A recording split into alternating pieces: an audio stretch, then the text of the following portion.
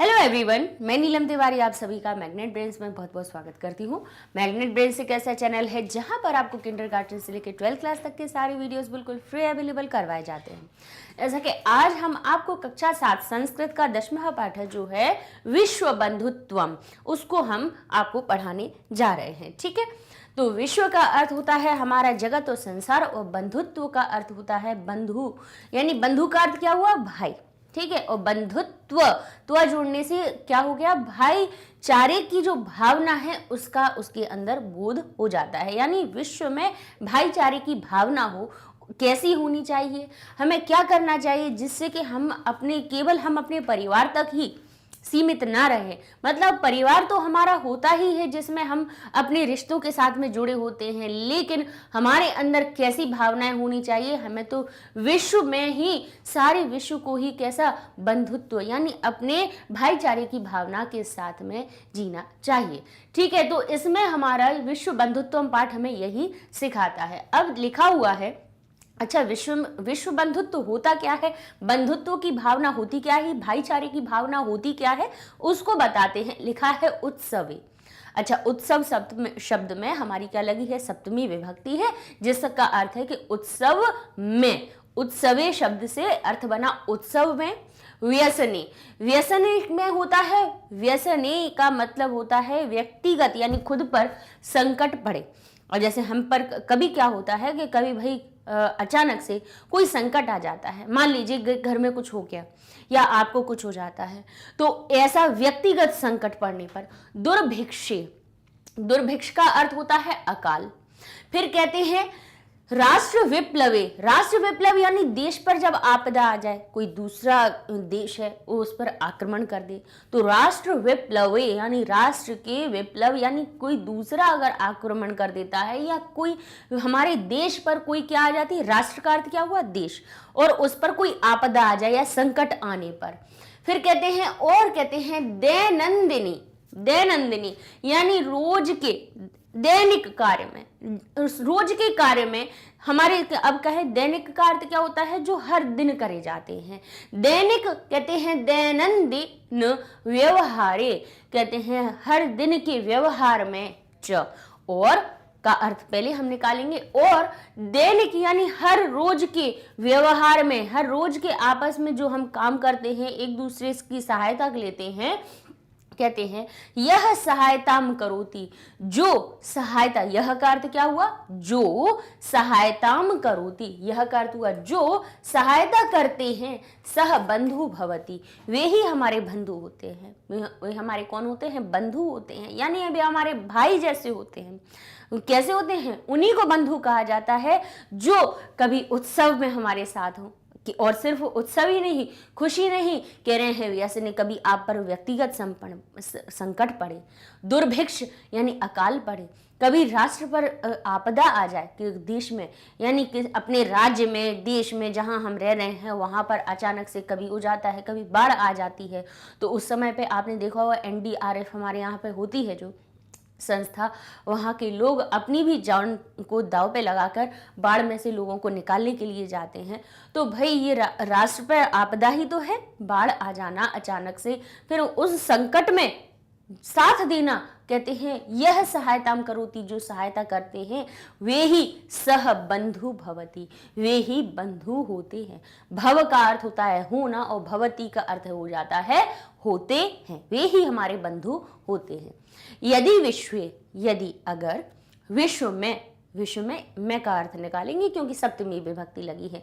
यदि विश्वे, अगर विश्व में, सर्वत्र, सर्वत्र यानी हर जगह, एतादृश, एतादृश का होता है इस प्रकार, एतादृश, दृश यानी इस प्रकार का, वैसे तो दृश्य धातु देखने के अर्थ में प्रयोग होती है, लेकिन एता शब्द लग जाने से हो जाता है एतादृश, यानी इस प्रकार का, क्योंकि या का की के का अर्थ निकाल के हम बोलेंगे यदि विश्व में सभी जगह इस प्रकार का भाव भवित, इस प्रकार का भाव हो जाए, तदा, तब विश्व बंधुत्व संभवति, तभी विश्व हमारा बंधुत्व भाईचारे की ओर संभव हो सकता है।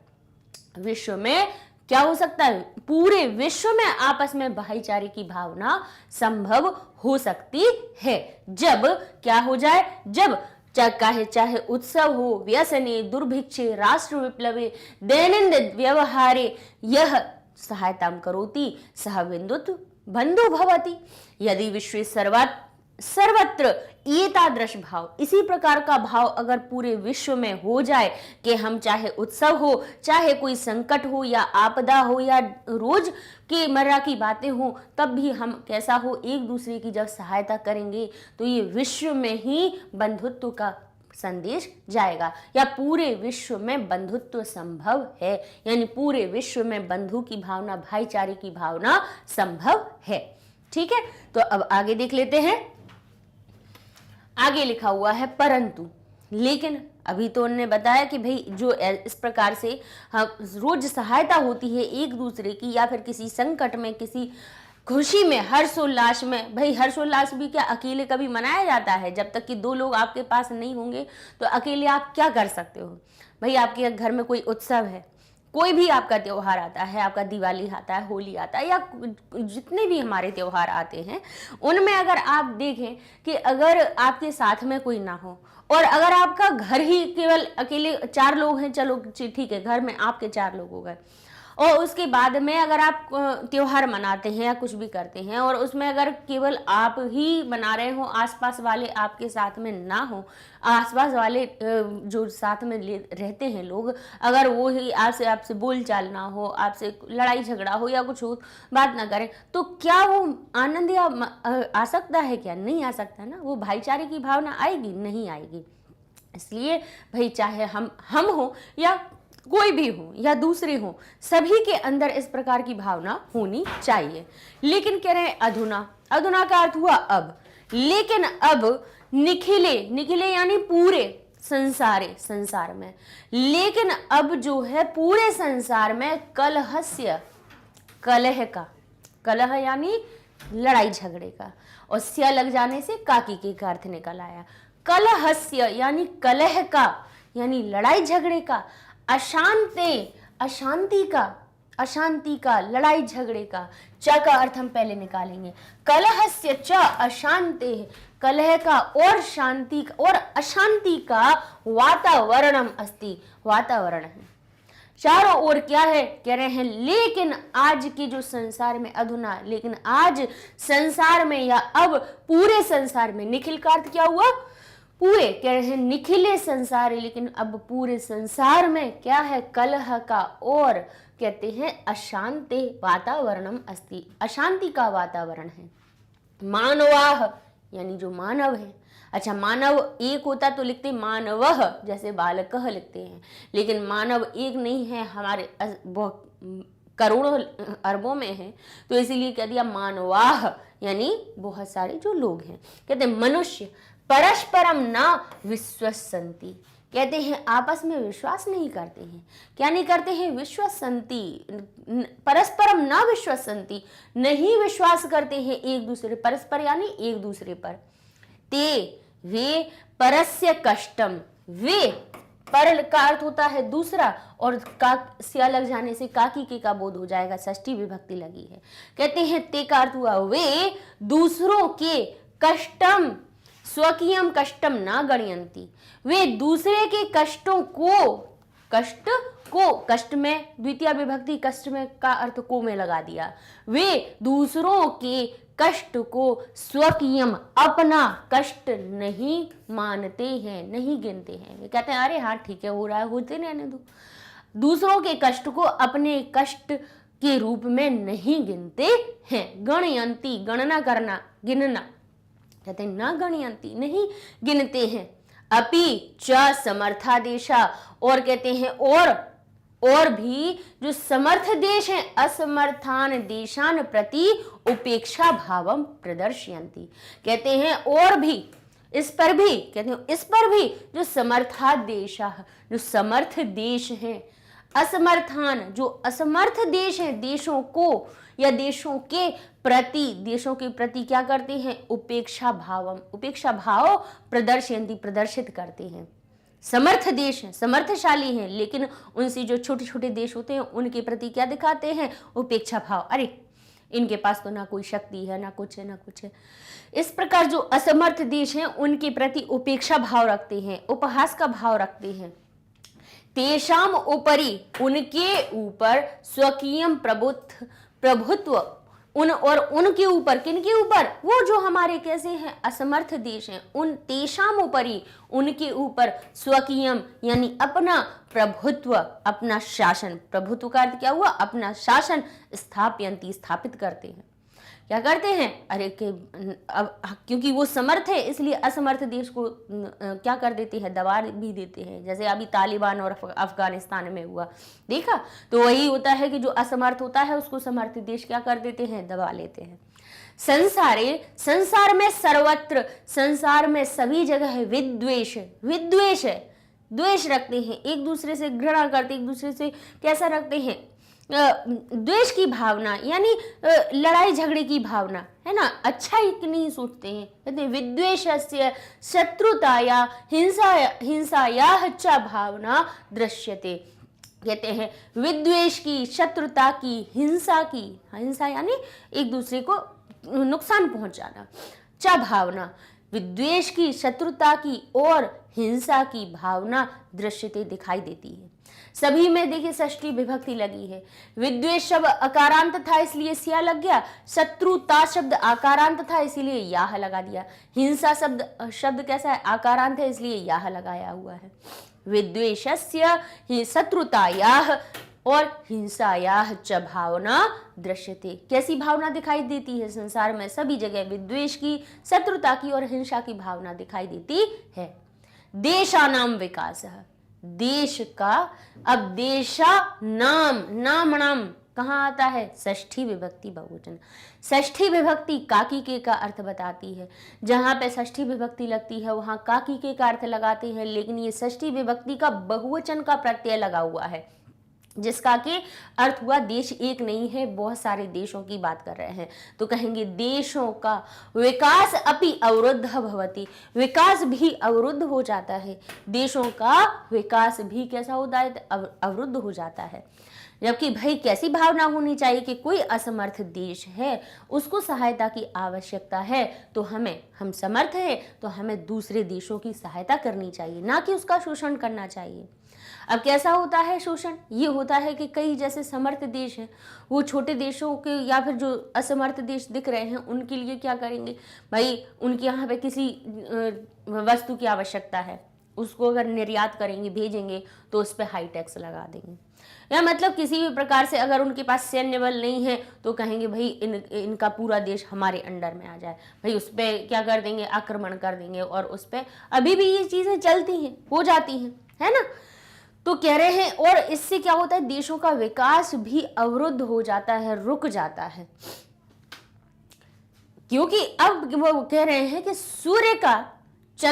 सूर्यस्य चंद्रस्य दोनों में ही षष्ठी विभक्ति का एक वचन, क्योंकि सूर्य एक है इसलिए एक वचन का प्रत्यय लगाया गया, चंद्र भी एक है इसीलिए यहाँ पे एक षष्ठी विभक्ति एक वचन का रूप इधर लगाया गया। सूर्यस्य चंद्रस्य च प्रकाश, सूर्य और चंद्र का प्रकाश सर्वत्र, सभी जगह, समान रूपेण, समान रूप से प्रसरत, कहते हैं प्रसरति, प्रसारित होता है, फैलाया जाता है, फैलता है। सूर्य और चंद्र का प्रकाश कैसा होता है? सभी जगह समान रूप से प्रसारित होता है। कैसा होता है? समान रूप से प्रसारित होता है। लेकिन प्रकृति अपि, और प्रकृति भी सर्वेषु, सब पर क्या करती है? समत्वेन व्यवहरति, समत्व की भावना, समान रूप से व्यवहार करती है, समानता का व्यवहार करती है। तस्मात् अस्माभि, इस पर भी, अस्माभि हम सभी के द्वारा, सर्वे परस्परम वैरभावम अपहाय, कहते हैं तस्मात्, इससे, इस वजह से हमें क्या करना चाहिए? अस्माभि हम सभी के द्वारा, और अस्माभि सर्वे हम सभी के द्वारा, परस्परम आपस के, वैर भाव को, वैर मतलब दुश्मनी, लड़ाई झगड़े की भावना को अपहाय त्याग कर विश्व बंधुत्वम स्थापनीयम, हमें विश्व में बंधुत्व की भावना का स्थापना करनी चाहिए। विश्व बंधुत्व की भावना को क्या करना चाहिए? स्थापित करना चाहिए। अतः इसलिए विश्वस्य कल्याणाय एतादृशी भावना भवेत्। कहते हैं अतः विश्व के कल्याण के लिए एतादृशी भावना भवेत्, और हमें क्या करना चाहिए? कह रहे हैं कि विश्व के कल्याण के लिए इसी प्रकार की भावना को रखना चाहिए जिसमें कि हम परस्पर वैर भाव को त्याग दें, और विश्व को अपना जैसा परिवार होता है जहाँ पे भाई बंधु रहते हैं, वैसे ही हमें अपने क्या करना चाहिए? विश्व के दूसरे देशों में भी रहने वाले मनुष्यों को अपना भाई, अपना परिवार ही मानना चाहिए। ठीक है, आगे लिखा है। अब आगे कहते हैं अयम निजः, अयम का अर्थ हुआ यह, निजः यानी निजी यानी अपना, अयम निजः यह मेरा है, परो एति कहते हैं परह व इति, और परह यानी दूसरा, कहते हैं व एति, व यानी या, इति, वेति शब्द किससे मिलकर बना है? वा और इति से। वा का अर्थ होता है या, और इति का मतलब इस प्रकार।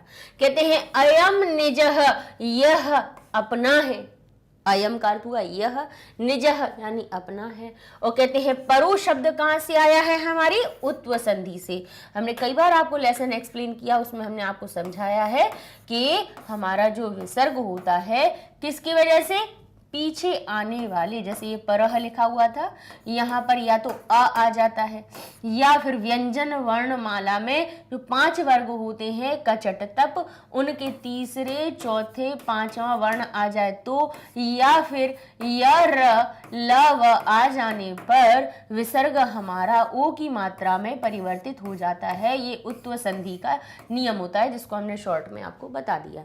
तो यहाँ पे जो परो शब्द आया है यारा ल व के आ जाने से विसर्ग ओ की मात्रा में बदल गया। तो कहते हैं परह, परह यानी दूसरा या पराया, यह मेरा है या पराया है, इति ऐसी क्या कहती है? लघु चेत साम गणना, ऐसी क्या होती है? लघु चेत यानी चित्त, चित्त यानी मन, ऐसे लघु छोटे विचार, चित्त चेतना क्या होती है? भाई हमारे विचार होते हैं, ऐसी विचारधारा कैसी होती है? लघु होती है, छोटी होती है, छोटी सोच वाली बात होती है। कहते हैं छोटी ऐसी सोच, लघु चेत साम गणना, ऐसी गणना, ऐसा गिनना, ऐसा मानना, वो क्या किस श्रेणी में आता है?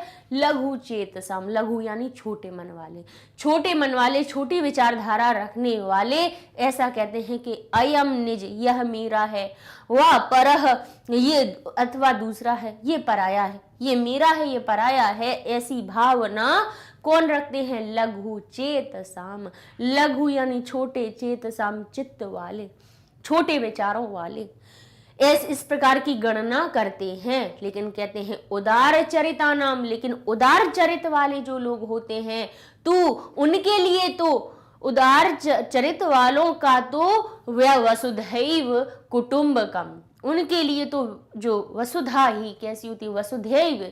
देखिए वसुधा शब्द किससे मिलकर बना है? वसुधैव, वसुधा और एव शब्द से मिलकर बना है वसुधैव। यहाँ पे आ और ए की मात्रा मिली, आ के बाद ए आने पर आई बन जाता है, वृद्धि संधि का नियम लगा है। तो आ और ए की मात्रा, आ की मात्रा यहाँ से हटी, ए यहाँ से हटा, आई की मात्रा आ गई और वो जाके धा में जुड़ गई। तो ये क्या बन गया हमारा? वसु, और धा आधा हो गया था क्योंकि ये आ हट रहा था और इससे मिल रहा था, तो क्या बना? आई बना। वसुधैव यानी वसुधा ही यानी पृथ्वी। वसुधा किसको कहा जाता है? धरा। वसुधा वसुंधरा किसको कहा जाता है? हमारी पृथ्वी को कहा जाता है। कहते हैं वसुधा एव का अर्थ हुआ ही। उदार चरिता नाम, उदार चरित वालों के लिए, उदार चरित रखने वाले, सबको प्रेम करने वाले, उदारता की भावना रखने वाले के लिए तो तू का अर्थ हुआ तो वसुधा ही कुटुंबकम, पूरी पृथ्वी ही उनका कुटुंब होती है। वसुधा ही उनकी कुटुंब होती है, उनका परिवार होती है। इस प्रकार की भावना कौन रखते हैं? उदार चरित्र वाले रखते हैं। और छोटी सोच वाले तो क्या कहते हैं? ये मेरा है या पराया है, ये मेरा है, कहेंगे नहीं ये मेरा नहीं है, ये अरे ये तो हमारे थोड़ी ना है, जो हम इनके बीच में बात करें, अरे हो रहे परेशान तो होने दो। ऐसी भावना सिर्फ लघु चेत साम, छोटे सोच वालों के लिए होती है। कहते हैं उदार चरित्र नाम, लेकिन उदार चरित्र रखने वालों को तो क्या होता है कि तो पृथ्वी ही कैसी होती? कुटुंब होती है। कुटुंब यानी उनका परिवार होती है। इस प्रकार अब देखते हैं आगे लिखा है इयम यानी यह महती आवश्यकता, ये महान एक आवश्यकता वर्तते है। महती का अर्थ हुआ बड़ी या महान, ठीक है। इयम कहते हैं इयम महती, इयम यानी यह एक महान या एक यह बड़ी आवश्यकता है। यत का अर्थ होता है कि, यत का अर्थ क्या होता है कि एक देश, एक देश, अपरेण, अपर यानी होता है दूसरा, अपरेण यानी दूसरों के साथ, देशेन सह, अपरेण देशेन दूसरे देश के साथ, निर्मलेन हृदयेन, निर्मल हृदय के साथ, बंधुता से, व्यवहारम कुर्यात्, कहते हैं कैसा? बोले कहे निर्मल हृदय के साथ बंधुताया यानी बंधुता का व्यवहार कुर्यात्, करे। कहते हैं कैसा करना चाहिए? बोले ऐसी ये एक महान आवश्यकता है कि एक देश अपरेण देशेन, दूसरे, अपर का अर्थ क्या होता है? दूसरा, अपरह शब्द से बना अपरेण, क्योंकि देश में तृतीया विभक्ति थी तो उसका ये जो विशेषण शब्द बना, यानी कैसा देश? बोले अपरेण, अपर दूसरा देश। तो दूसरा जो शब्द था वो उसकी विशेषता बता रहा था। तो देश में तृतीया विभक्ति थी तो यहाँ पर अपर शब्द में भी तृतीया विभक्ति लगाई गई। कहते हैं यत यानी कि एक देश अपरेण देशेन सह, एक देश दूसरे देश के साथ, निर्मलेन हृदयेन, निर्मल हृदय से, बंधुताया व्यवहारम, बंधुता का व्यवहार करे। विश्वस्य जनेषु, विश्व के, विश्व का की का अर्थ आएगा क्योंकि षष्ठी विभक्ति, विश्व के जनों में, जन में येषु लगा दिया, सप्तमी विभक्ति है तो हमें क्या करना है? मैं का भाव लगाना है। विश्व के जनेषु, विश्व के जनों में, इयम भावना आवश्यकी, ऐसी भावना आवश्यक है। ततः तभी विकसित अविकसितयोः, अब यहाँ पर विकसित और अब यहाँ पे देखने में तो लग रहा है विकसिता विकसितयोः, ऐसा ही लग रहा है, लेकिन यहां पर विकसिता विकसितयो दो शब्दों से मिलकर बना है। यहां पर हमारी कौन सी हुई है? दीर्घ संधि का नियम लगा है। तो लिखा है विकसित और यहां पे लिखा है अविकसित।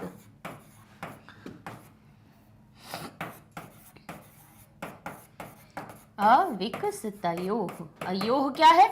योः कहां से आया है? यो आया है षष्ठी विभक्ति द्विवचन से, क्योंकि विकसित और अविकसित ये दो हमारे पास शब्द हैं, दोनों में ही काकी के का अर्थ लगाना है। तो भाई एक होता तो विकसित से लिख देते, दो है तो इसीलिए अविकसितयोः लिख दिया। और अगर बहुत अधिक होते, हम दो से अधिक संख्या में कोई शब्द लिखे होते तब उसमें नाम या नाम लगा देते हैं, षष्ठी विभक्ति का बहुवचन लगा देते हैं, जिससे कि काकी के का अर्थ निकल आता है। कहते हैं विकसित अविकसित का, विकसित और अविकसित का। अब यहाँ पे ता में छुपा हुआ कोई भी व्यंजन पूरा कब होता है? जब उसमें अ लग जाता है। तो ये ता आपको पूरा दिखाई दे रहा है ना, तो देखिए ता में आ मिला है तब ये हमारा ता पूरा बना है। तो इसका अंतिम वर्ण कौन सा हो गया? अ।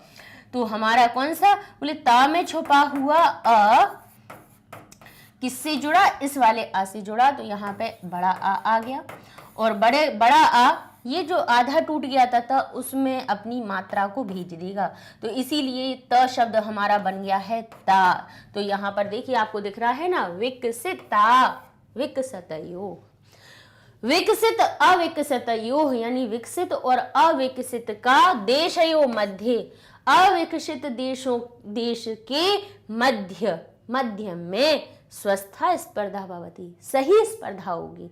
हाँ तब होगी जब भाई विकसित और अविकसित देश आपस में बंधुत्व की भावना है, आपस में भाईचारे की भावना है, कोई एक दूसरे को दबा नहीं रहा है, कोई एक दूसरे पर शासन नहीं कर रहा है, और तब फिर जब विकास होता है तो वो सच्ची स्पर्धा होती है कि हाँ देखिए सबके पास सही संसाधन है और सभी समान रूप से देखो अब कौन विकास कर रहा है कौन नहीं कर रहा है, तो वो सच्ची स्पर्धा तो वही होती है।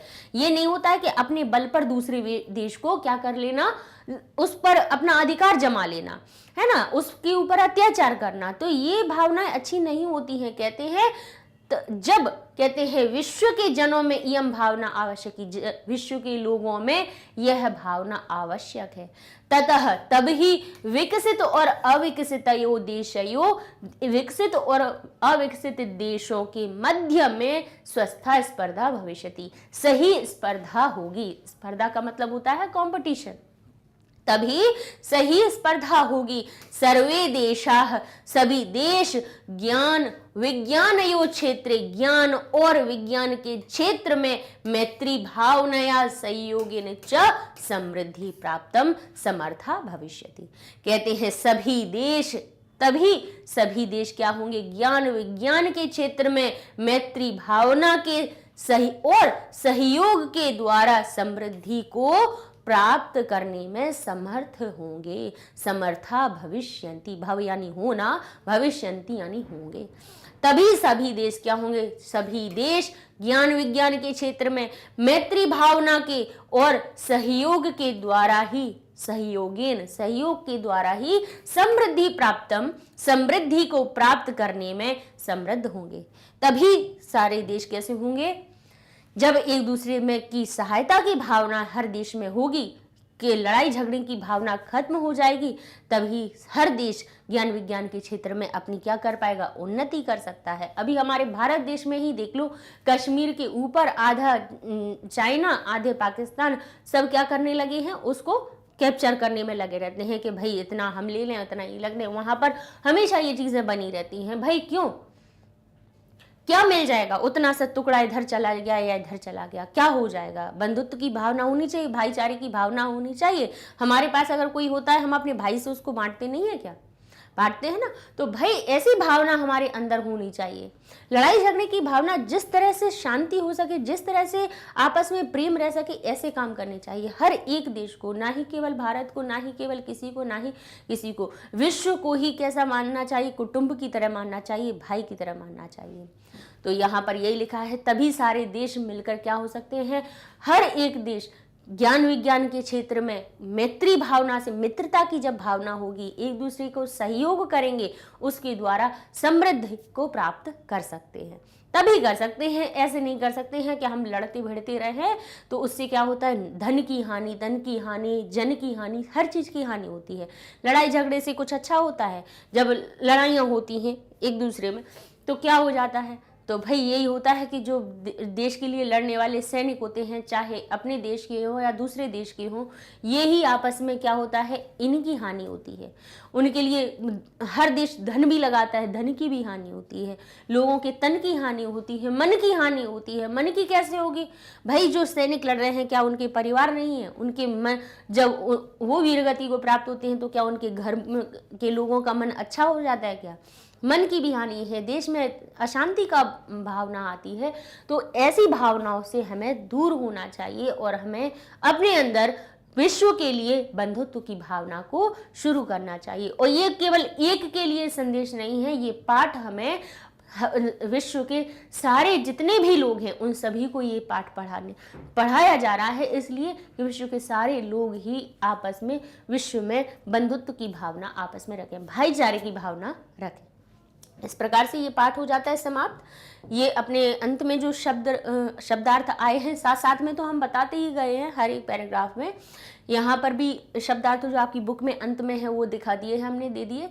व्यसने यानी व्यक्तिगत संकट पड़ने पर, दुर्भिक्षे यानी अकाल पड़ने पर, राष्ट्र विप्लवे यानी देश पर आपदा आने पर, विश्व बंधुत्वम, विश्व के प्रति क्या होनी चाहिए, भाईचारे की भावना, विश्वसंति विश्वास करती है, स्वकीयम यानी अपना, उपेक्षा भाव यानी अनादर की भाव, आदर नहीं उपेक्षा करना, नीचा दिखाना, विद्वेषस्य यानी शत्रुता की, अवरुद्ध यानी बाधित होता है, रुकता है। स्पर्धा, होड़, मुकाबला एक दूसरे के तय। ध्यातव्यम, ध्यान देना चाहिए। ज्ञायते यानी जाना जाता है।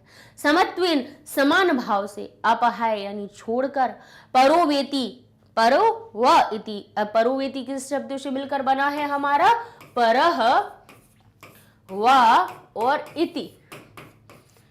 तो ये परह शब्द किससे उत्पसंधि से परो बन गया, यानी पराया अथवा, अथवा पराया। कहते हैं अयम निजः, ये मेरा है। अयम यानी यह मेरा है या पराया है। इति लघु चेतासाम गणना। अब क्या करते हैं? लघु चेतासाम की मतलब जो छोटी सोच रखने वाले होते हैं वो इस प्रकार की गणना को करते हैं।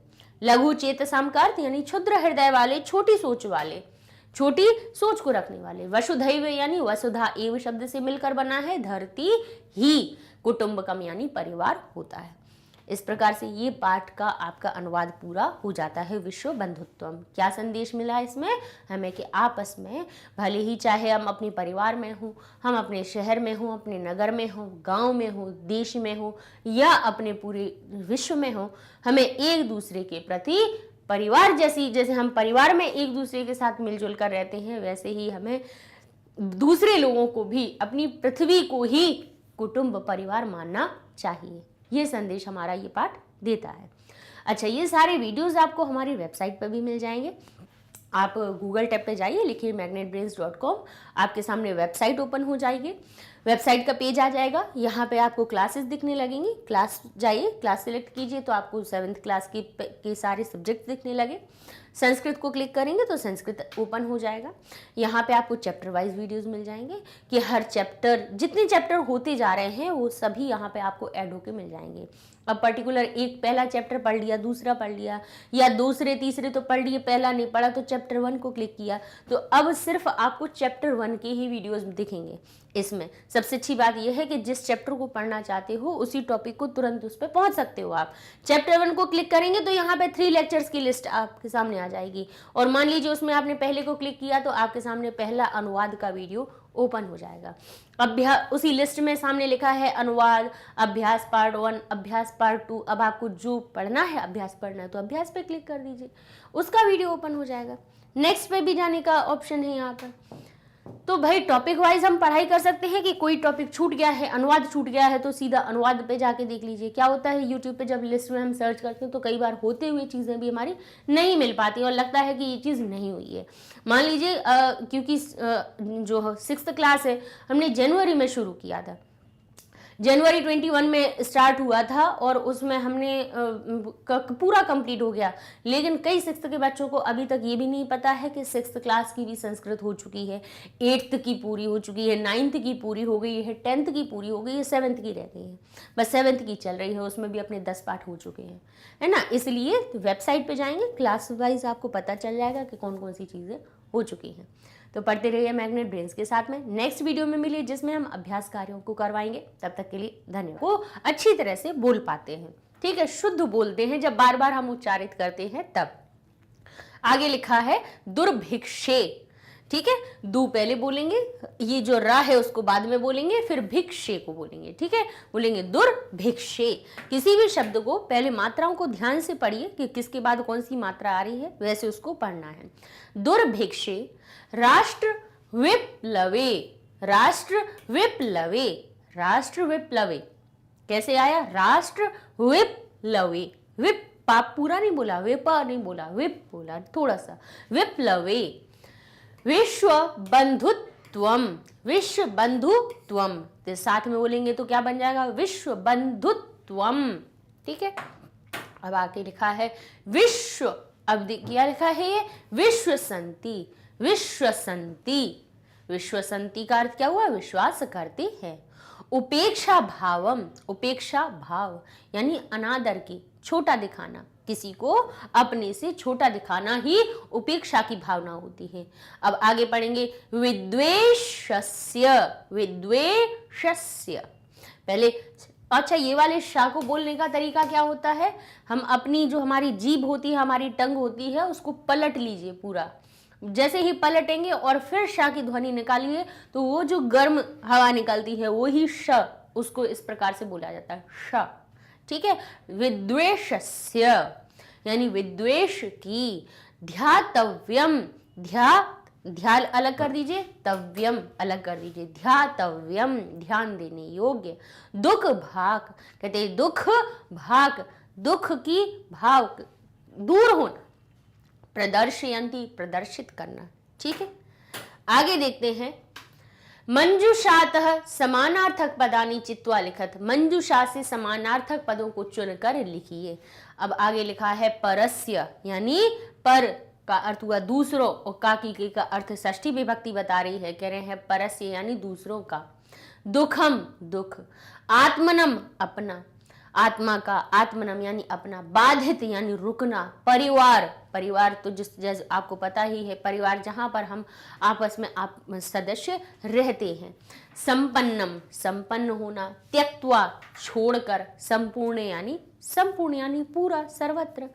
अब इनके क्या करने हैं, मंजूषा में ये आपको दिए हुए हैं शब्द, इनके आप और यहाँ पर दिए हुए हैं ये प्रश्न वाले शब्द, इनका जो समानार्थक हो उसके सामने लिख देना है। स्वकीयम यानी अपना, तो अपने वाला कौन सा इसमें समानार्थक दिख रहा है, दूसरा दिख रहा है, दुख दिख रहा है, आत्मनम दिख रहा है, या संपन्न त्यक्त्वा कौन दिख रहा है, तो कहेंगे स्वकीयम का अर्थ होता है अपना, तो आत्मनम का अर्थ भी होता है अपना।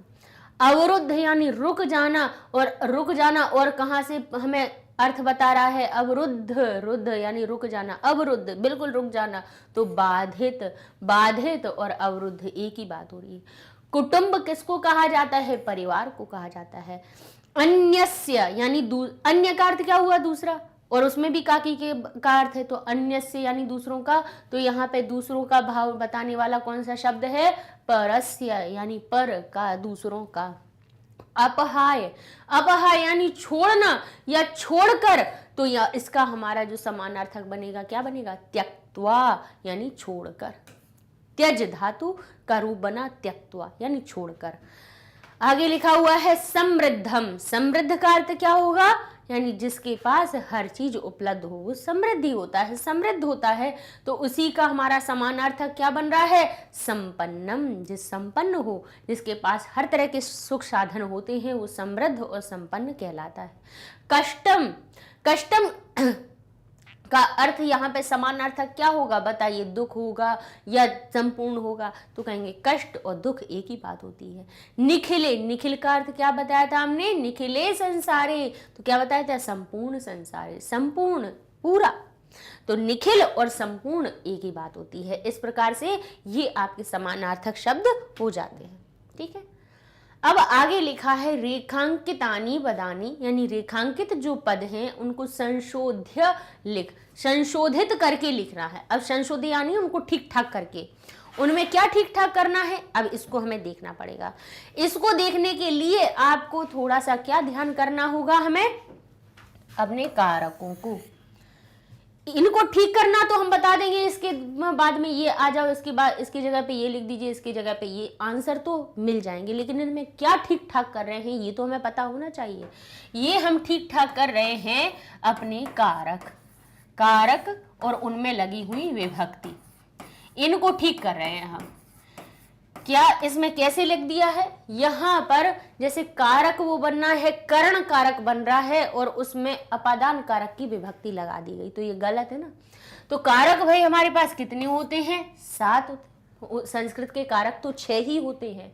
जो षष्ठी संबंध कारक होता है वो कारक की श्रेणी में नहीं गिना जाता है, लेकिन भाई विभक्तियां हमारी उस क्रम से लगी हुई हैं, इसलिए उसको 6वें नंबर पे लिख देते हैं। तो कारक तो हमारे 6 होते हैं, लेकिन हम साथ में बीच में संबंध को भी गिन लेते हैं। तो इस प्रकार से क्रम देखा जाए तो पहला कारक क्या होता है, कर्ता, दूसरा कारक क्या होता है, कर्म, कौन सा होता है हमारा, कर्म, फिर तीसरा जो होता है वो होता है हमारा करण, फिर चौथा जो होता है उसको कहते हैं संप्रदान। कारक क्या होते हैं, कारक हमने बताए हैं क्या होते हैं, कई बार हमने बोल बोल के आपको पढ़ाते पढ़ाते हुए बताए हैं, यानी ऐसे शब्द जिनका क्रिया से संबंध, डायरेक्ट संबंध चल रहा हो, क्रिया से संबंध चल रहा हो। देखो जैसे अभी बताएंगे कैसे। क्रिया क्या होती है? काम। यानी कोई वाक्य है, उसमें हमने किसी काम को होना दर्शाया और उस काम का संबंध किन किन से हो रहा है, वो सभी क्या हो गए? कारक बन जाएंगे। अब जैसे अभी बता देते हैं, अपादान, फिर षष्ठी जो होता है, संबंध जो होता है वो उसको कारक की श्रेणी में नहीं रखते हैं, लेकिन विभक्ति उसमें षष्ठी लगाई जाती है, इसलिए इसको 6वें नंबर पे लिख देते हैं। फिर आता है हमारा अधिकरण। ठीक है, तो कर्ता कारक, कर्म कारक, करण कारक, संप्रदान कारक, अपादान, संबंध और अधिकरण। ठीक है, ये कारक लिखे हुए हैं। अच्छा, कारक है क्या? तो कहेंगे काम को करने वाला कर्ता होता है। कौन होता है कर्ता? कौन होता है बताइए? कर्ता कौन होता है? तो हमने क्या याद करने का आपको तरीका बताया था कि जो काम को करता है वही करता है, क्रिया को करने वाला, काम को करने वाला। जैसे कहा कि बालक गेंद से खेलता है, तो क्या काम कौन सा हो रहा है? यहाँ पर खेलने का काम हो रहा है, खेलना काम हो रहा है, और उस काम को कर कौन रहा है? बालक कर रहा है, तो बालक कर्ता हो गया। कोई काम बिना कर्ता के हो नहीं सकता। जैसे अभी हम यहां से हट जाएं 2 मिनट के लिए, तो अब बताइए यहाँ पे जब हम हट गए थे तो आपके खाली बोर्ड आपको दिख रहा था कि कौन आपको बता रहा था? तो भाई आपको समझाने वाला, यहाँ से आपको आवाज जिसकी आ रही है, बोलने वाला, आपको समझाने वाला, भाई करता तो है। तो करता यहाँ पे समझाने का, बताने का काम कौन कर रहा है? अभ्यास को हल करवाने का काम कौन कर रहा है? हम कर रहे हैं। तो हम कौन हो गए? कर्ता हो गए। वहां पे आप जब फोन सामने देख रहे हो तो आप कौन हो गए? आप भी कर्ता हो। जो क्या काम कर रहे हो? जो देखने का काम कर रहे हो, समझने का काम कर रहे हो। कोई कठिन शब्द होता है तो उसको लिखने का काम कर रहे हो, तो आप कर्ता हो। जो काम को करता है वो कर्ता होता है, जो क्रिया को करता है वो कर्ता है। बस सिंपल सी बात। तो भाई ये तो हो गया हमारा कर्ता। फिर आता है कर्म। कर्म क्या होता है? कर्म वो होता है कि काम करने वाला कर्ता हो गया और वो क्रिया को कर रहा है, लेकिन अपनी क्रिया के द्वारा वो क्या करना चाह रहा है? किसको करना चाह रहा है? किसको पाना चाह रहा है? क्या उसका इच्छित है? जैसे अभी हम आपको पढ़ा रहे हैं, ठीक है, तो हम क्या कहेंगे कि मैं संस्कृत पढ़ाती, मैं आपको संस्कृत पढ़ाती हूँ। तो यहाँ पे पढ़ाने के द्वारा हम क्या पढ़ाना चाह रहे हैं? आपको संस्कृत को पढ़ाना चाह रहे हैं ना, तो संस्कृत हमारा कर्म हो गया। आप क्या पढ़ रहे हो? आप कहोगे कि हम पाठ को पढ़ रहे हैं। तो पढ़ने के द्वारा आप किसको पढ़ना चाह रहे हो? आप पाठ को पढ़ना चाह रहे हो, तो पाठ आपका कर्म हो गया। फिर आपने कहा कि अब हमारे विद्यालय खुल गए हैं तो मैं विद्यालय जाता हूं, तो मैं तो हो गया कर्ता। जाना आपकी क्रिया हो गई, लेकिन कहाँ को जा रहे हो? विद्यालय को जा रहे हो, विद्यालय आपका कर्म हो गया। मैं माता पिता को प्रणाम करता हूं, तो प्रणाम करना आपकी क्रिया हो गई, मैं कर्ता हो गया। क्रिया प्रणाम करना हो गई, लेकिन किसको प्रणाम कर रहे हो? माता पिता को कर रहे हो, तो माता पिता आपके कर्म हो गए। मैं कविता को पढ़ता हूं, तो आप पढ़ रहे हो, पढ़ना आपका काम है, लेकिन मैं आप कर्ता हो गए। तुम कविता पढ़ते हो, अब मैं छोड़ो तो तुम कह दिया, तुम कविता पढ़ते हो, तो पढ़ने का काम कौन कर रहा है? तुम कर रहे हो। क्रिया क्या हो गई? पढ़ना, लेकिन क्या पढ़ रहे हो? किसको पढ़ रहे हो? कविता को। तो जहां को का भाव निकलता है, यानी जो भाई क्रिया के द्वारा मैं चाय पीता हूं, तो पी रहे हो, लेकिन आपको जो अच्छा लग रहा है तो तभी तो आप पी रहे हो। चाय को पी रहे हो, तो कहते हैं कर्तुरीप्सित तमम कर्म, यानी कर्ता का जो ईप्सित होता है, जो प्रिय होता है, वही कर्म होता है। यही कहा जाता है कि कर्तुरीप्सित तमम कर्म, जो कर्ता होता है उसका जो ईप्सित होता है वो ही हमारा कर्म कहलाता है। तो यहाँ पर कर्म कौन हो गया? जो कर्ता का प्रिय है। और अब बताइए इसमें क्रिया से उससे का संबंध हो रहा है कि नहीं हो रहा है? हो रहा है ना, कि पढ़ रहा है, किसको पढ़ रहा है? पढ़ने के द्वारा किसको पढ़ना चाह रहा है? पुस्तक को। तो पुस्तक और पढ़ने में भी आपस में संबंध हो गया, तो ये कारक है। इसीलिए अब कहते हैं मैं अब इसमें हम करण कारक को बता रहे हैं। मैं कलम से लिखती हूं। यहाँ पे मैं कौन है? कर्ता। लिखना हमारी क्रिया है, लेकिन अब इसमें हमारा सहायक कौन बन रहा है? ये लाइन बनाने में सहायता किसने की? ये लिखने में सहायता किसने की? बोले कलम ने। तो कलम हमारा करण हो गया। कलम क्या हो गया? करण। तो जहां पर करण यानी क्या हो? बोले जहां सहायक कोई वस्तु बन रही हो उसमें आप क्या लगाएंगे, उसमें आप उसको करण कारक बनाएंगे। विभक्ति कौन सी है बताएंगे, सहायता करने वाला जो शब्द होगा, जैसे मैं फुटबॉल खेलता हूं, अब मैं कौन हो गया, कर्ता, खेलना क्रिया हो गई, फुटबॉल क्या हो गई आपकी, फुटबॉल क्या हो गई आपकी, कर्म बन गई। लेकिन किसके द्वारा खेलते हो, तो फुटबॉल को तो पैरों के द्वारा खेला जाता है ना, तो पैर आपके सहायक बन गए, ठीक है। तो पैर कौन बन गए, आपके सहायक बन गए। मैं पत्र लिखता हूं, लेकिन फिर आपने कहा कि मैं कलम के द्वारा पत्र लिखता हूं, मैं कलम से लिखता हूं, मैं पेंसिल से लिखता हूं, मैं रंगों से लिखता हूं। तो भाई रंग हो गए, कलम हो गई, पेंसिल हो गई, वो सब आपके कौन हो गए, करण हो गए। करण यानी सहायक। तो यहाँ पे जहाँ पे आपको सहायक शब्द दिखे वो आपका कर्ण बन जाएगा। संप्रदान कौन होता है, संप्रदान कारक होता है जिसके लिए किया जाता है काम, जिसके लिए किया जाता है काम और जिसको दिया जाता है दान, वो होता है संप्रदान। ठीक है। तो कहते हैं कि अब कहते हैं माता, जैसे अब हम कहें हम बच्चों के लिए सैंपल पेपर बनाते हैं, तो यहाँ पे मैं शब्द आया, हम शब्द आया, बोले किसके लिए बना रहे हैं, छात्रों के लिए। छात्र क्या होगा, हमारे संप्रदान होगा, जिसके लिए किया जाए काम, यानी जिस शब्द में के लिए जुड़ा रहे, जिसके लिए काम किया जाता है वो कौन हो जाता है, हमारा संप्रदान होता है। तो कहते हैं हम छात्रों के लिए पाठ पढ़ाते हैं, हम छात्रों के लिए प्रश्न उत्तर लिखते हैं। तो हम प्रश्न उत्तर तो लिख रहे हैं, किसके लिए लिख रहे हैं, छात्रों के लिए। तो छात्र कौन हो गए, संप्रदान हो गए। अब लिखते हैं अपादान, कहते हैं मैं प्रतिदिन घर से ऑफिस आती हूँ, मैं प्रतिदिन घर से ऑफिस आती हूँ। तो यहाँ पर हमें एक जगह से अलग होना पड़ा ना, तब तो हम दूसरी जगह पे पहुंचे। तो जहां से अलग हो रहे हैं, भाई आ रही हूं, आने की क्रिया हो रही है, कहां से हो रही है, घर से हो रही है, यानी घर से अलग हो रही है, तब हम जाके ऑफिस आ रहे हैं। तो जहां से अलग होया जाता है उस स्थान को या उस शब्द को अपादान कारक कहते हैं। यानी वृक्ष से पत्ता गिरना, वृक्ष से वृक्षात पत्रम पतति, ये इतना उदाहरण दिया जाता है। बालकः अश्व कहते हैं अश्वात पतति, अश्व से गिरता है। तो ये बहुत कॉमन उदाहरण है, देते ही हैं सब। हम सिंपल यही कहते हैं कि वह राम गांव से शहर आता है। तो भाई शहर आने के लिए उसको कहाँ से अलग होना पड़ा, गांव से। तो वो हमारा गांव कौन हो गया, अपादान, जहां से अलग होया जाए, ठीक है, उस जगह को, उस स्थान को अपादान कह देते हैं। संबंध क्या दर्शाता है, संबंध का अर्थ ही होता है कि रिलेशन दर्शाना, रिश्ता दर्शाना। कहा मेरा गांव, तो यहाँ पे गांव से किसका रिश्ता हो गया, मेरा हो गया। तुम्हारा घर, तो घर से किसका रिश्ता हो गया, तुम्हारा हो गया।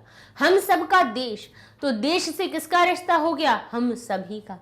तो हम और देश में संबंध हो गया। तो यहाँ पे जिससे संबंध होता है, जैसे मुझसे है तो मैं अपने आप में षष्ठी विभक्ति लगाएंगे। फिर कहेंगे तुमसे है तो तुम शब्द में षष्ठी लगेगी। हम सभी का देश है तो देश में षष्ठी नहीं लगाई जाएगी। हमारा जो संबंध कारक होगा वो कौन बनेगा, हम बनेंगे, तुम बनोगे और हम सब बनेंगे, ठीक है। जैसे कहेंगे बालक के मामा आए हैं, राम के मामा आए, तो राम के मामा, तो मामा तो जैसे के तैसे हैं, लेकिन वो किसके हैं, राम के। तो राम कौन हो गया, संबंध कारक हो गया। अब आते हैं अधिकरण कारक पे। अधिकरण कारक कहता है कि आधारो अधिकरणम, सूत्र कहता है कि जो आधार होता है, क्रिया का आधार जो बनता है वो अधिकरण होता है। यानी कोई काम है उसका कुछ ना कुछ तो आधार होता है। आधार का मतलब, जैसे आप रहते हो, रहने का काम आप कर रहे हो, तो कहाँ रहते हो, घर में रहते हो, तो घर आपका अधिकरण हो गया। कहाँ रहते हो, कॉलोनी में रहते हो, बोले हाँ, तो कॉलोनी आपका आधार हो गई। भोपाल में रहते हो, बोले हाँ भोपाल में रहते हो, तो भोपाल आपका आधार हो गया। भाई रहने का आपका आधार क्या है, भोपाल है, कॉलोनी है, घर है, देश है। मैं भारत देश में रहता हूँ, तो भारत आपका क्या हो गया, देश हो गया। रहने का आधार क्या बना, भारत, देश बना। तो भाई ये तो केवल रहने की बात हुई। अब चलने फिरने की बात हुई।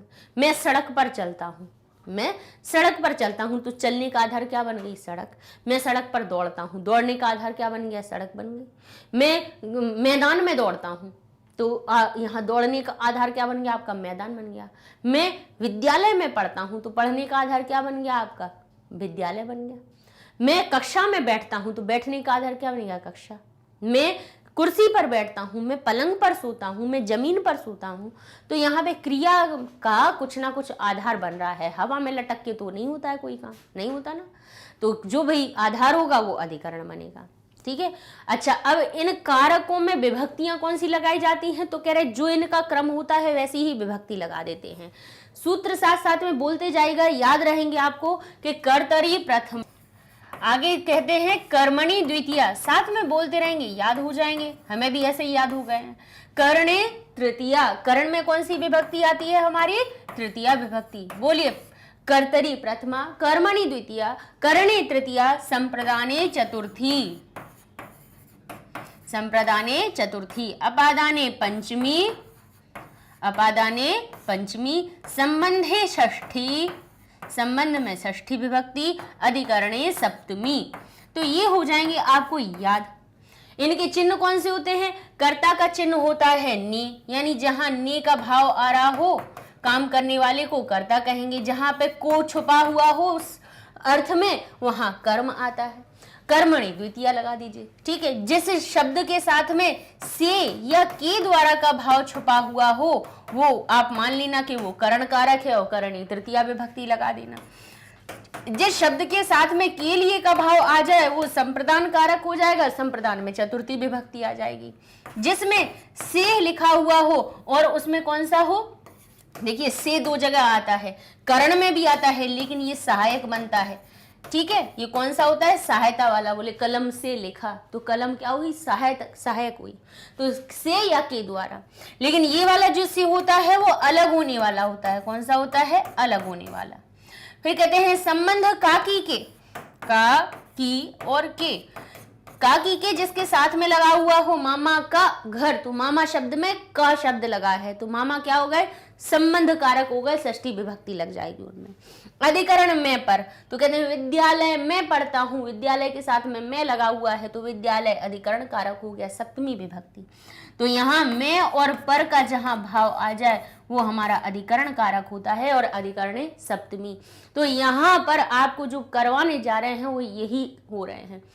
यहाँ लिखा है छात्रा, यानी जो छात्र हैं, एक नहीं है बहुत सारे हैं।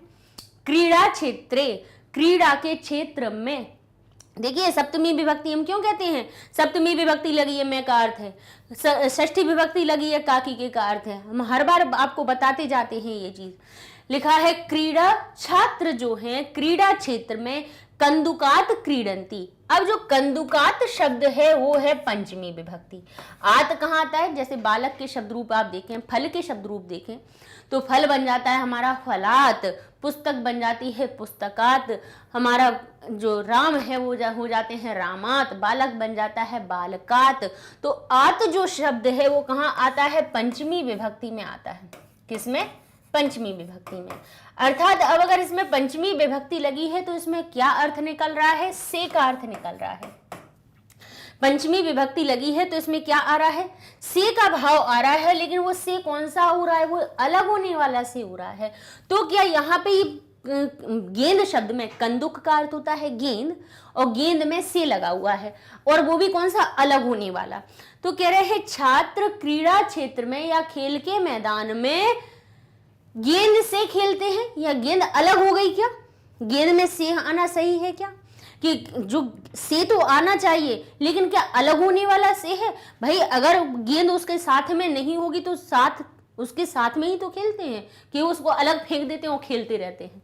भाई गेंद से खेल रहे हो तो गेंद सहायक बनेगी आपकी, या फिर उसको अलग फेंक के आ जाओगे और तब उसमें से लगाओगे, वो अलग होने वाला से आएगा या के द्वारा का से आएगा, बताइए। यहाँ पे हमारा जो से आना चाहिए वो पंचमी का ना आके यहाँ आना चाहिए तृतीया का।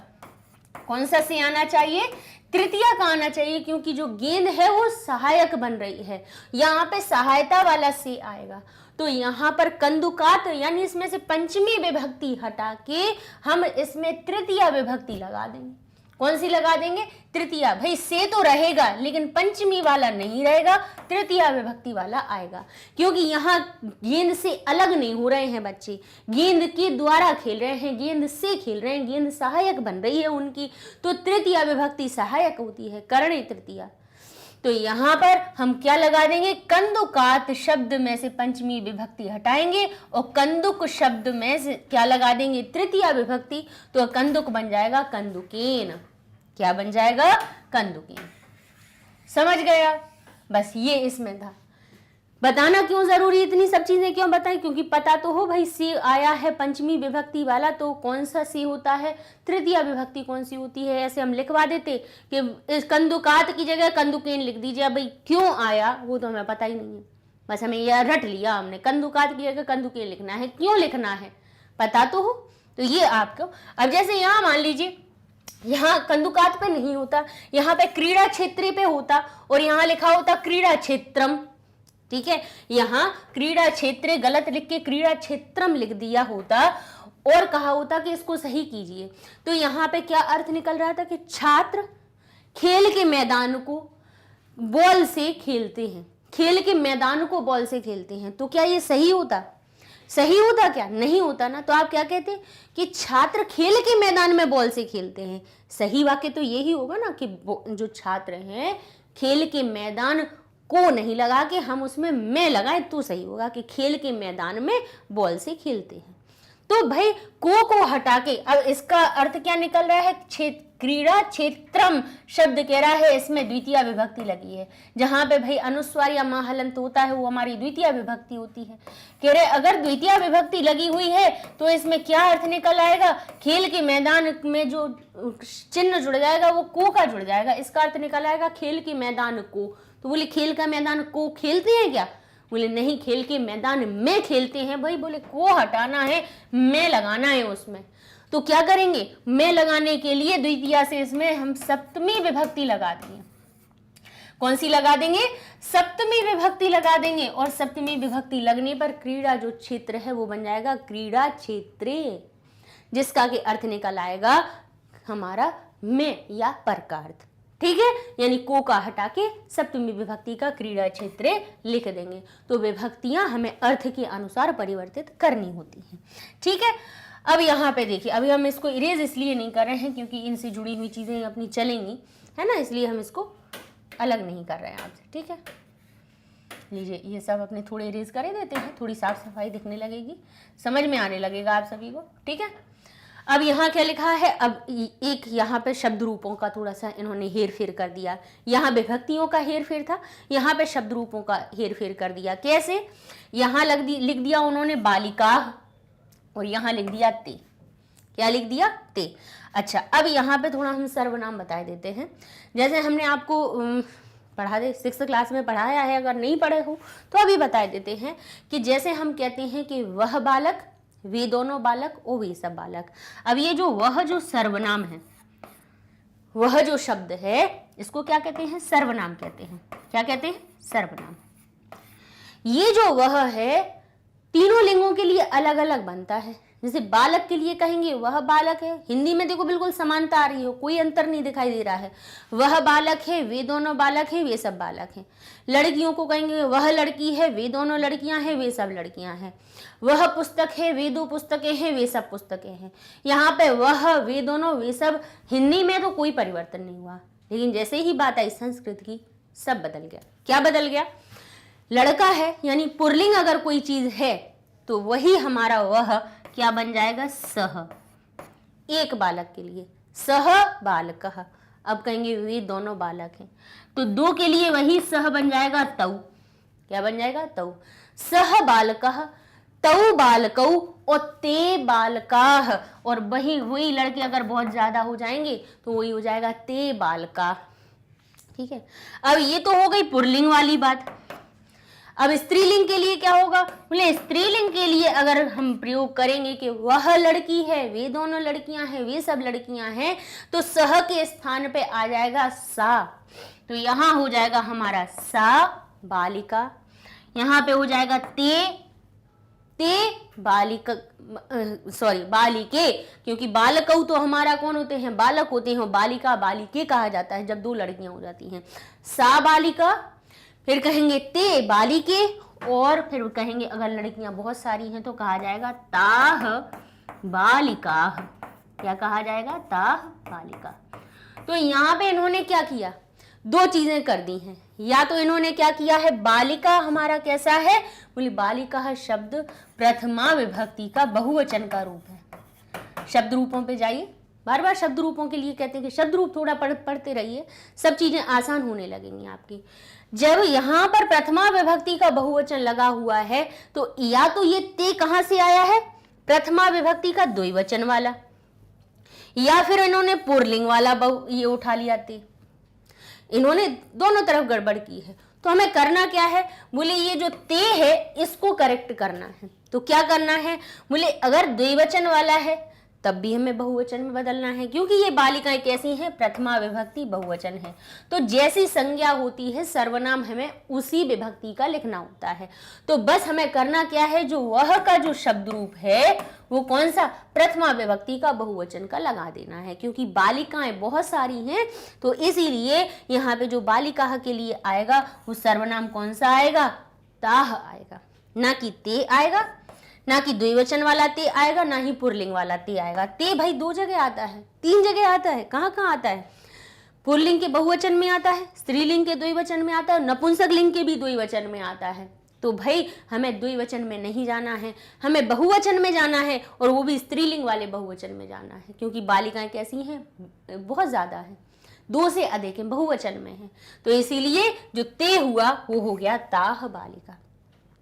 फिर से बोलिए, सह बालिका, ते बालिका, और हमारी हो जाएंगी ताह बालिका।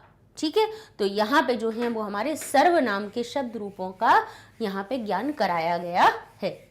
तो ये हमारा करेक्शन हुआ। भाई क्या करेक्शन किया हमने, यहाँ पे संज्ञा के हिसाब से सर्वनाम को बदल दिया। संज्ञा क्या, जो वचन था, जो विभक्ति वचन संज्ञा में लगी हुई थी, वही विभक्ति और वचन हमने उसके सर्वनाम में लगा दिया। आगे लिखा है, अब पढ़िए, अहम यानी मैं, पुस्तकालयेन, अब क्या लिखा है, पुस्तकालयेन पुस्तकानि आनयामि। अब यहाँ पे ये जो एन लगा हुआ है, एन किस कहाँ पे लगाया जाता है, जैसे बालक शब्द के रूप देखेंगे तो तृतीय विभक्ति में होता है बालकेन, पढ़ा होगा।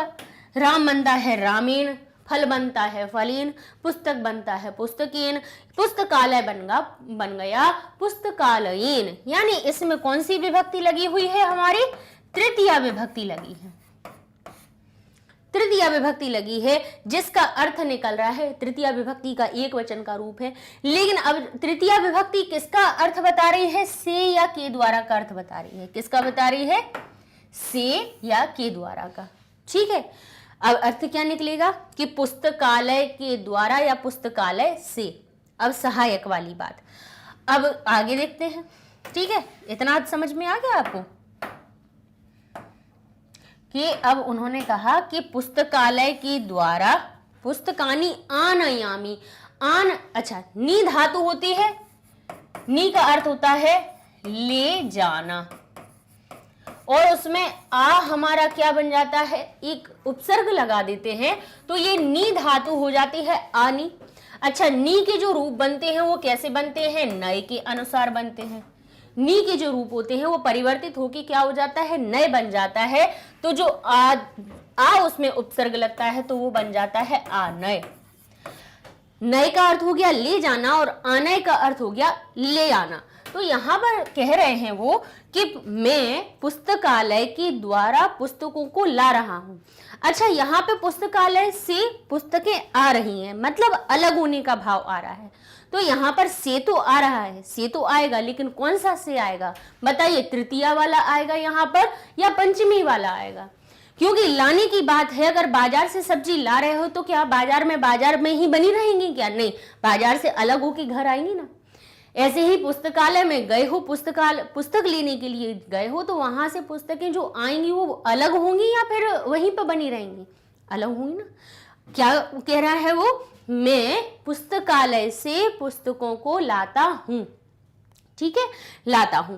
तो पुस्तकालय से अब कौन सा से आएगा, बोले पंचमी का आएगा या हमारा तृतीया का आएगा? बोले इन्होंने तो तृतीया का लगाया, बोले तृतीया नहीं होगा, क्योंकि पुस्तकालय क्या हो रहा है, सहायक नहीं हो रहा है, यहाँ अपादान बन रहा है, क्योंकि वहां से पुस्तकें अलग हो रही हैं, इसीलिए यहाँ से तृतीया विभक्ति हटा के पुस्तकालय शब्द में पंचमी विभक्ति लगा देंगे, क्योंकि से हमें अलग होने वाला बनाना है, क्योंकि अलग हो रही है, अलग होने का जहां से भाव आता है उसमें पंचमी विभक्ति लगा देते हैं। तो कहेंगे अहम पुस्तकालयात पुस्तकानि आनयामि। ठीक है, ये आपका बन गया इस प्रकार से ये वाला शुद्ध रूप। अब आगे देख लेते हैं। हाँ ठीक है, अब लिखा हुआ है आगे, इनकी जरूरत पड़ रही है इसीलिए इनको लिखा रहने दे रहे हैं, नहीं तो अभी तक इरेज कर देते। ठीक है, अब लिखा है इसमें त्वम नाम किम, त्वम नाम किम। अच्छा, त्वम का अर्थ होता है तुम, किम का अर्थ हुआ क्या और नाम, तुम क्या नाम। अब इसका अर्थ क्या निकल रहा है, तुम क्या नाम। अब क्या ये सही है क्या, तुम क्या नाम। अब किसी से अगर हम आपसे पूछें, अगर आपसे पूछें तो हम आपसे क्या पूछेंगे, आपका नाम अगर हम पूछेंगे तो हम आपसे क्या कहेंगे, तुम नाम क्या, ये कहेंगे, या कहेंगे तुम्हारा नाम क्या है। तुम नाम क्या है कहेंगे या तुम्हारा नाम क्या कहेंगे, बोलिए। जो हम अगर प्रश्न पूछ रहे हैं, अगर आप किसी से पूछते हो तो आप क्या कहते हो कि तुम्हारा नाम क्या है, यही बोलते हो आप। तो तुम्हारा बोलते हो या तुम बोलते हो। तो यहाँ पे आपने कहा नहीं, हम तुम तो नहीं बोलते हैं, तुम्हारा बोलते हैं, बोलते हैं ना। तो यहाँ पर ये जो त्वम है ये तुम का भाव बता रहा है, क्योंकि ये इसमें प्रथमा विभक्ति लगी हुई है। कौन सी लगी है, प्रथमा विभक्ति लगी हुई है। लेकिन जब प्रश्न पूछते हैं तब हम कहते हैं काकी के या रारी रे। यहाँ पर हम आपको एक चीज और बताए देते हैं, ध्यान रख लीजिए, ध्यान रखने की बात है। जो संबंध कारक होता है उसकी पहचान क्या होती है, या तो उसमें काकी के लगा होता है या फिर रारी रे भी लगा होता है। क्या लगा होता है, रा री और री। अब आप कहोगे रारी रे कहाँ होता है, काकी के तो देखा है, रारी रे नहीं देखा है। बिल्कुल देखा है, बचपन से देखा है। बोले कहाँ देखा है, बोले मेरा में मेरा देखा है, मेरी में देखा है मेरी, मेरे भाई में मेरे, तो रा री रे। क्योंकि मैं के साथ में का नहीं लगाते, मैं का नहीं कहते हैं, मेरा कहते हैं, मेरी कहते हैं, मैं की नहीं कहते कि मैं की बहन, मैं की बहन बोलोगे, बोलोगे मेरी बहन, मेरे भाई, मेरे मित्र। तो ये नहीं कहोगे कि मैं के मित्र, बोलोगे क्या, मैं के बोलोगे, नहीं बोलोगे ना, क्या बोलोगे, मेरे। तो रारी रे, तुम में तुम का नहीं कहोगे, कहोगे तुम्हारा, तुम्हारी, तुम्हारे। तो रारी रे भी हमारा कहाँ आता है, षष्ठी में आता है। तो करना क्या है, बोले तुम में जो प्रथमा विभक्ति लगी हुई है उससे उसको क्या करना है, षष्ठी में परिवर्तित कर देना है। क्योंकि यहाँ पे क्या हो रहा है, नाम से तुम्हारा संबंध हो रहा है। तो क्या कहेंगे कि तुम्हारा नाम क्या है, नाम किसका, तुम्हारा। तो तुम के साथ में संबंध बताया जा रहा है, तो किसके साथ, किसके नाम का किसके साथ संबंध है, तुम्हारे साथ में। तो तुम कौन हो गए, संबंध कारक हो गए, और संबंध है षष्ठी। इसीलिए त्वम की जगह पे इसकी षष्ठी विभक्ति का रूप हमने तव लगा दिया। तो हमारा प्रश्न क्या बनेगा, तव नाम किम। आपने बहुत जगह पढ़ा होगा, जब संस्कृत पढ़ते हो आप, देखा होगा ना, लिखा होता है मम विद्यालय, मम गृहम, है ना। तो मम का अर्थ होता है मेरा और तव का अर्थ होता है तुम्हारा। ठीक है, मम तो याद हो जाता है बच्चों को, लेकिन तव याद नहीं रहता है। तब मम का अर्थ होता है मेरा, तो तव का अर्थ होता है तुम्हारा। ठीक है, इसको याद रखिएगा। आगे देखते हैं। अब लिखा है गुरुम नमः। क्या लिखा है, गुरुम नमः। अब इसका अर्थ निकल रहा है गुरु को। अब गुरु शब्द में कौन सी विभक्ति लगी है हमारी, द्वितीय विभक्ति। द्वितीय विभक्ति लगने से इसमें अर्थ निकल रहा है गुरु को नमः, यानी नमस्कार है, गुरु को नमस्कार है।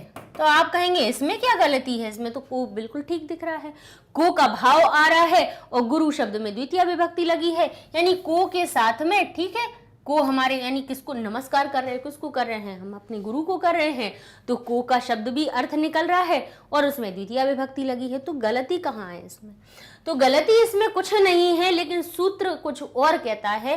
कौन सा सूत्र, एक होता है जो चतुर्थी विभक्ति का एक सूत्र होता है, कहता है नमः स्वस्ति स्वधा अलम वषट योगे चतुर्थी। क्या हुआ, नमः स्वस्ति स्वधा अलम वषट योगे चतुर्थी, यानी जहां पे जिसको नमस्कार किया जाए, जिसको कहा जाए तुम्हारा कल्याण हो, स्वधा स्वाहा अलम वषट ये शब्द जिसके साथ में लगे हुए हों उसमें द्वितीया नहीं लगा के उसमें चतुर्थी लगाते हैं। तो यहाँ पे क्या किया, कहा गुरुम नमः, तो गुरु को नमस्कार कहना था, तो बोले गुरु को नमस्कार को का भाव निकले तो निकलता रहे, लेकिन सूत्र कहता है नमः स्वस्ति स्वधा अलम वषट योगे चतुर्थी, यानी जहां पे नमः लिखा हुआ हो, स्वस्ति लिखा हो, स्वधा लिखा हो, हमारा वषट लिखा हो, अलम लिखा हो, उनके योग में आप चतुर्थी विभक्ति लगाना। तो गुरु शब्द में द्वितीय विभक्ति हटा के गुरु वे उसकी चतुर्थी विभक्ति लगा दी, और इस प्रकार से ये हमारा शुद्ध अर्थ बन गया। ठीक है, भले ही हिंदी में हम उसको कहते रहे कि गुरु को नमस्कार है, लेकिन यहाँ पे जो विभक्ति आएगी वो चतुर्थी विभक्ति आएगी। ठीक है, इस प्रकार से यहाँ पे इस वीडियो में हमने आपको 7वें प्रश्न तक इस वीडियो में हम आपको करवा देंगे। तो लिखा हुआ है मंजुषातः, यानी मंजुषा से विलोम पदानी चित्वा, विलोम पदों को चुनकर लिखत लिखिए। जहां त्वा लिखा रहे समझ जाना त्वा प्रत्यय लगा हुआ है, और इक्त्वा प्रत्यय किसी जब धातु में लगता है, ची का अर्थ होता है चुनना, इक्त्वा जहां लगता है वहां हम कर या करके का अर्थ लगा लेते हैं। दृष्ट्वा, बद्ध्वा, वा का भाव आए, बद्ध्वा, चित्वा, पृष्ट्वा। ठीक है, तो ये जो त्वा अर्थ आता है कर या करके का भाव होता है, पूछ कर, दौड़ कर, पढ़कर, पठित्वा, चलित्वा, मिलित्वा, ऐसे ही होगा चित्वा यानी चुनकर, चुनकर लिखत लिखिए। ठीक है, मंजुषातः, मंजुषा से विलोम पदानी चित्वा, मंजुषा से क्या करना है, अभी पहले आपने दूसरे प्रश्न में समानार्थक चुने थे, अब यहाँ पर आपको विलोम पद चुनने हैं। तो लिखा है शत्रुतायाः, शत्रुतायाः यानी शत्रुता की, तो यहाँ पर उल्टा क्या होगा, बोले अधुना अब होगा इसका उल्टा, या मित्रता की होगा, या छोटी सोच वाले लोग होंगे, ग्रहीत्वा ग्रहण करके होगा, ये दुखिन होगा, या दानव होगा। तो कहेंगे शत्रुता का उल्टा होता है भाई, शत्रु का उल्टा मित्र, तो शत्रुता का मित्रता, और कहे शत्रुता की तो मित्रता की। अब की क्यों बोल रहे हैं हम, क्योंकि यहाँ पे यह दोनों में जो लिखा हुआ है वो षष्ठी विभक्ति से आया है, षष्ठी विभक्ति लगी है तो काकी की बोलना पड़ेगा, ऐसे थोड़ी ना कि शत्रुता कह दें, शत्रुता की तो उसका उल्टा हो जाएगा मित्रता की। पुरा, पुरा यानी प्राचीन काल में, तो अधुना, अधुना यानी अब। मानवाह यानी मानव, मनुष्य, बहुत सारे मनुष्य, तो उसका उल्टा क्या हो जाएगा, मानव का उल्टा दानव, तो यहाँ पे आ जाएगा दानवाह। भाई यहाँ पे दुखी तो होगा नहीं, ग्रहित्वा तो होगा नहीं, लघु चेतसाम तो होगा नहीं, तो मानव का उल्टा क्या हो जाएगा, दानव। उदार चरितानाम, उदार चरित वालों का, उदार चरित रखने वालों का, इसका उल्टा क्या होगा, लघु चेतसाम यानी लघु चेत यानी चित्त, जिसकी वृत्ति जिसके विचार कैसे छोटे हो, तो छोटी सोच वाले, लघु चेतसाम, तो यहाँ पे उत्तर उसका उल्टा बन जाएगा। सुखिनः, सुखी तो कहेंगे दुखिनः, दुखी। अपहाय यानी अपहाय का अर्थ क्या होता है, छोड़कर, तो उसका उल्टा क्या होगा, ग्रहण करके, तो ग्रहीत्वा उसका उल्टा अर्थ बन जाएगा।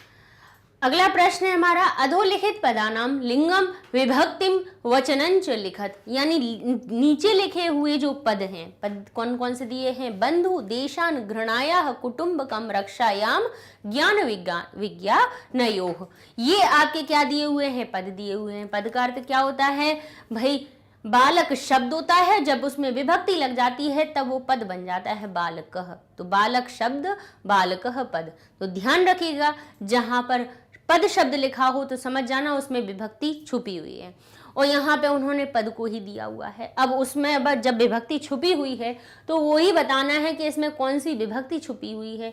विभक्ति छुपी होगी तो उसमें कोई ना कोई वचन बताया होगा, तो कि विभक्ति किस वचन की लगी है, क्योंकि हर एक विभक्ति 3 वचनों में बनती है। प्रथमा विभक्ति भी लगती है तो बालकः एक वचन के लिए बनता है, बालकौ द्विवचन के लिए बनता है, बालकः बहुवचन के लिए बनता है। हर एक विभक्ति 3 वचनों में बनती है, और हर एक शब्द का कोई ना कोई लिंग होता है, कि बालक पुल्लिंग हो गया, बालिका स्त्रीलिंग हो गई, और फल हमारा नपुंसक लिंग हो गया।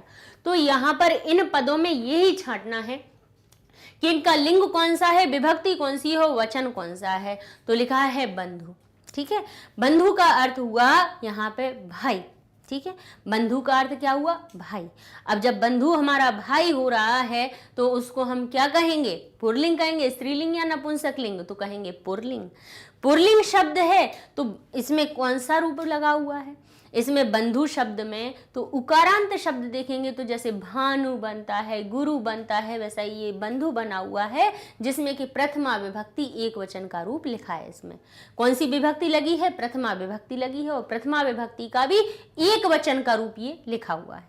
ठीक है, बंधु जैसे भानु बनता है हमारा, बंधु बनता है और गुरु बनता है, ऐसे ही बंधु शब्द प्रथमा विभक्ति एक वचन में बन गया। क्योंकि प्रथमा विभक्ति एक वचन ऐसी विभक्ति होती है जिसमें ज्यादा परिवर्तन कुछ नहीं दिखता है ना, थोड़ा बहुत परिवर्तन होता है, ज्यादा परिवर्तन नहीं होता है। अब आगे लिखा है देशान, क्या लिखा है, देशान। अब देश, मूल शब्द क्या है, देश। देश कैसा है, अकारांत शब्द है। पहले मूल लिंग पहचानने के लिए हमें मूल शब्द पे जाना पड़ेगा, यानी उसकी विभक्ति में जो उसमें घेर फेर हुआ है, जो जोड़ घटा हुआ है, उसको अलग कर दें। तो देशान, तो देशान का मूल शब्द क्या है, देश।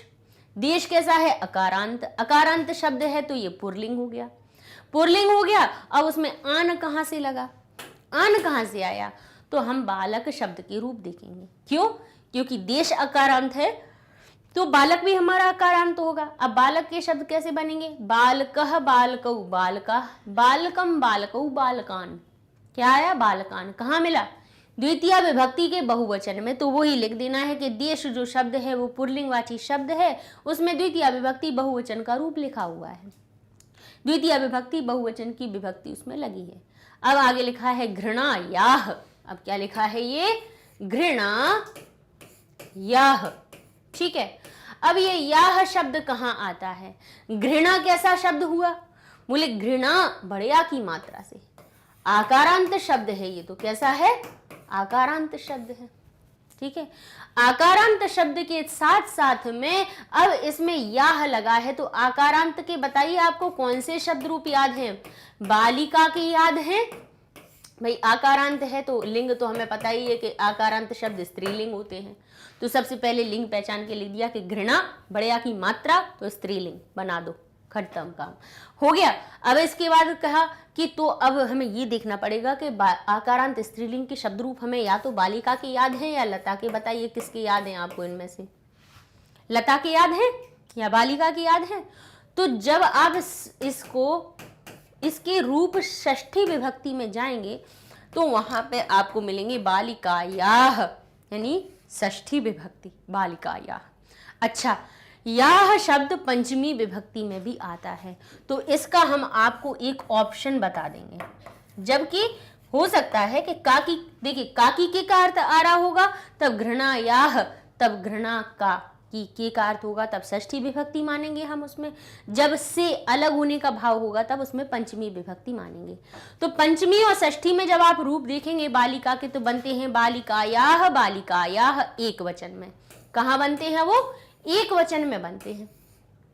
षष्ठी विभक्ति एक वचन, पंचमी विभक्ति एक वचन। तो हमें वही लिख देना है कि घृणा शब्द कैसा है, आकारांत है, आकारांत है तो वो स्त्रीलिंग हो गया, और स्त्रीलिंग में भी षष्ठी विभक्ति एक वचन, पंचमी विभक्ति एक वचन में रूप बन जाता है हमारा बालिकायाः। ठीक है, तो यहाँ पे एक ऑप्शन में लिख लीजिएगा, क्योंकि लतायाः लतायाः, बालिकायाः बालिकायाः, पंचमी और षष्ठी में ये एक वचन के रूप दोनों समान बनते हैं। ठीक है, आगे लिखा है कुटुंबकम।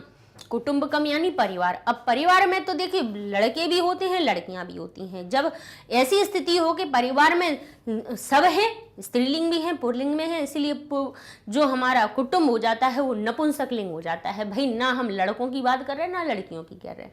तो कुटुंबकम जो हमारा शब्द है वो कौन सा हो गया, नपुंसकलिंग में हो गया।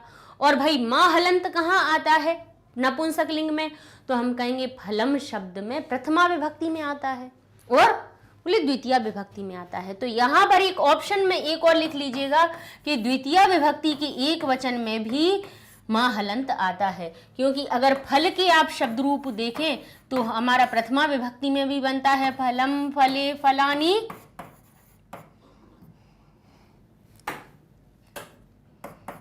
और द्वितीय विभक्ति में भी समान ही बनता है, फलम, फले और फलानी।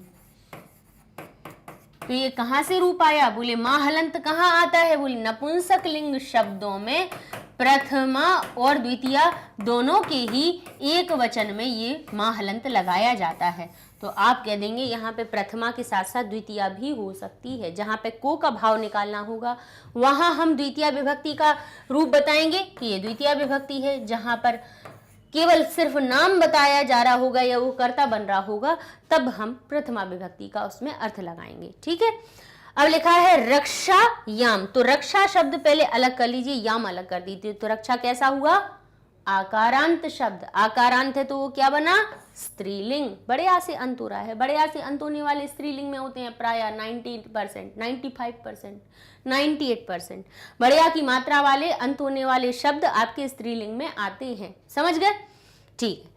तो अब इसमें लगा है याम। याम कहाँ आता है? जब आकारांत शब्द रूप सप्तमी विभक्ति पर पहुंचते हैं। इसे देखिए, हम एक वचन के ही सिर्फ अभी रूप बताए दे रहे हैं आपको, आकारांत और स्त्रीलिंग के। देखिए अभी फटाफट, आकारांत स्त्रीलिंग के तो क्या बनेंगे? लता, प्रथमा विभक्ति में लता, द्वितीय विभक्ति में लताम, तृतीय विभक्ति में लतया, चतुर्थी विभक्ति में लतायई, पंचमी विभक्ति में लताया, षष्ठी में लताया और सप्तमी में बन जाता है लतायाम।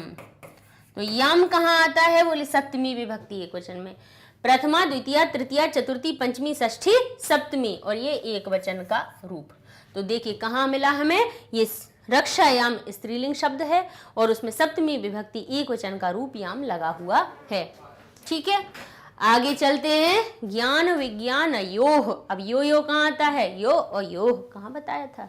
शब्द रूप याद करे होंगे, एक वीडियो देख तो लीजिए, याद हो जाएंगे। बार बार कहते हैं और याद हो जाए तो फिर बताना भी कि मैम हाँ अब याद हो गए। अब आप हमें बताते हो, बोलते हो सप्तमी विभक्ति एक वचन, तो हमें दिमाग में आ जाता है कि सप्तमी विभक्ति है तो इसमें मैं का अर्थ निकल रहा होगा।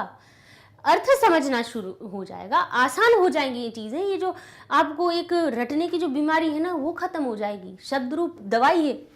शब्द रूप और धातु रूप क्या है? दवाई है। ये जो रटने की बीमारी होती है ना, संस्कृत को रटने की, उसको खत्म करने की बीमारी है।